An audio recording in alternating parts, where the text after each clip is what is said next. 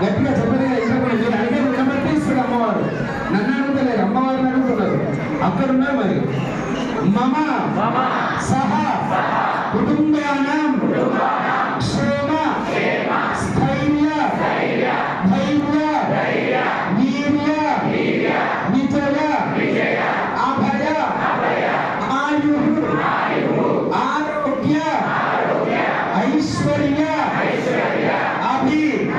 వృద్ధ్యర్థం ధర్మార్థ కామమోక్ష చతుర్విధ ఫల పురుషార్థ సిద్ధ్యర్థం విద్యా సరస్వతి దేవత సంపూర్ణ అనుగ్రహ ప్రసాద సిద్ధిద్వారా కుమారస్య కుమార్యాః ప్రణవ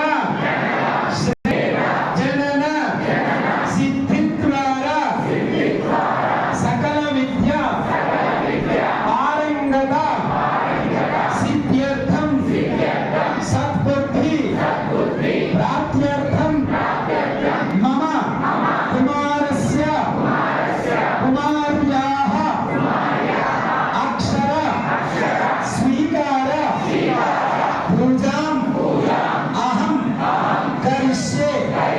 ఈ చేతున్నటువంటి అక్షరలు ఆ పూజలో వేసి నమస్కారం చేసుకోండి. దయచేసి ఎవరైనా అన్నప్రాసన వాళ్ళు ఉన్నారు ఇక్కడ? అన్నప్రాసన వాళ్ళు ఉంటే చేయకండి. అన్నప్రాసన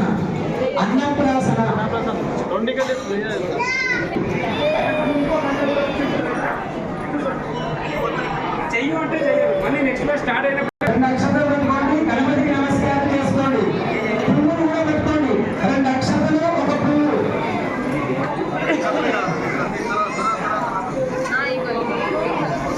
2 అక్షరాలు పువ్వు పెట్టుకున్నారా? గణపతికి దండం పెట్టుకొని చెప్పండి. వక్రతుండ మహాకాయ కోటి సూర్య సమప్రభ నిర్విఘ్నం కురు మే దేవ సర్వకార్యేషు సర్వదా. మంచిగా గణపతికి నమస్కారం చేసుకోండి. తండ్రి, పిల్లవాడికి విద్య ఆరంభం చేస్తున్నాము, చదువులో ఎలాంటి ఆటంకాలు ఉండద్దు, నిర్విఘ్నంగా సాగాలి అని చెప్పి గణపతికి దండం పెట్టుకొని అక్షంతల కొడుకులో వేసేయండి. పువ్వు కూడా ఆ కొడుకు పైన పెట్టేసేయండి. మళ్ళీ నెక్స్ట్ అన్నప్రాసన కూడా సేమ్ ఇట్లే ఉంటుంది. మళ్ళీ అక్షరం మంచిగా గణపతికి దండం పెట్టుకొని అక్షంతల కొడుకులో వేసేదా, పువ్వు కూడా కొడుకు పైన పెట్టేసేదా. శ్రీ మహాగణాధిపతయే నమః